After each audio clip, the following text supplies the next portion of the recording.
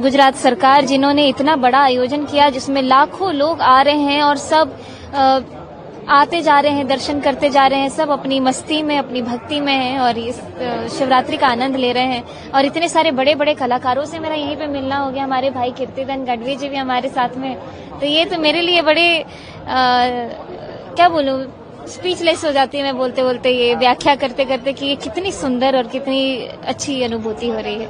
अच्छा, आप यहाँ पर आइए, एक शिव जी की भजन या एक साथ कोई लाइन बजाओ। मैं एक लाइन सुनाती हूँ।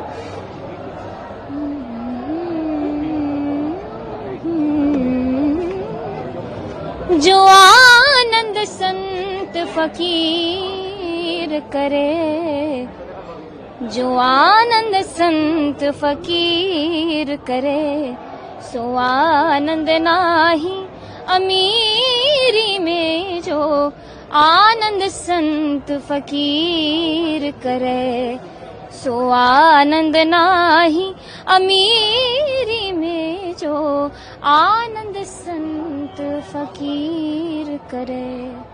धन्यवाद। ઘરની વીજળી સ્વયં બનાવવા આજે સે સોલારનો સંપર્ક કરો।